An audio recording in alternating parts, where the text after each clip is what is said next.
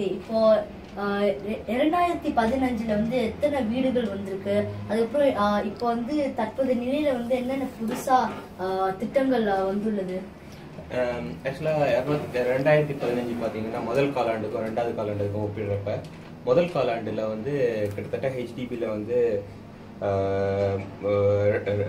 ரெண்டாவது காலாண்டுல கிட்டத்தட்ட ஹெச்டிபியில் வந்து 13,426 வீடு இது பண்ணியிருக்கிறாங்க. அதில் வந்து இப்போ ரெண்டாவது ஹாஃப்ல செகண்ட் ஹாஃப் ஆஃப் த இயரில் பார்த்தீங்கன்னு சொல்லுவாங்க கிட்டத்தட்ட 8,000க்கு மேலே உள்ள ஃப்ளாட்லாம் வந்து பிடிஓ ஃப்ளாட் இந்த காலாண்டில் பண்ணியிருக்கிறாங்க. மிச்ச 5,000க்கு மேலே உள்ள வந்து மிச்ச ஃப்ளாட்லாம் பண்ணியிருக்கிறாங்க. இப்போ பிடாஹரியில் மொத்தமே 4,800 ஃப்ளாட்டு பண்ண போகிறாங்க. பிடாஹரிலையும் பூங்கோல்லையும் இந்த இரண்டாவது பாதியில் சொல்கிறாங்க. இப்போ அப்பா அம்மாவோட கப்புள் அல்லது வந்து கல்யாணம் ஆக போகிறவங்க பேரண்ட்ஸோட அந்த மாதிரி உள்ளவங்களுக்கு அதுக்கேற்ற மாதிரி ஃப்ளாட் இருக்குது.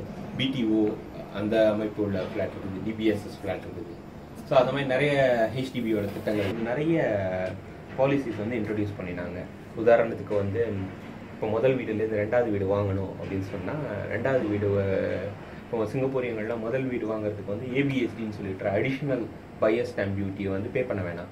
இப்போ சிங்கப்பூரியர்கள் ரெண்டாவது வீடு வாங்கணும் அப்படின்னா அவங்க வந்து அடிஷ்னலாக 7% வந்து பே பண்ணணும். இப்போ நல்ல குவாலிட்டி நல்ல தரத்தில் உள்ள ஹவுசஸ் நமக்கு கிடைக்குது. சிங்கப்பூரியர்களுக்கு அது ஒரு நல்ல அட்வான்டேஜாக இருக்குது. விலை டெஃபினட்டாக கம்மி, அதனால நீங்கள் டேரெக்டாக ஹெச்டிபிலேருந்து வாங்குறதுனால. ஸோ இதெல்லாம் வந்து சிங்கப்பூரியர்களுக்கு டெஃபினட்டாக கூடுது.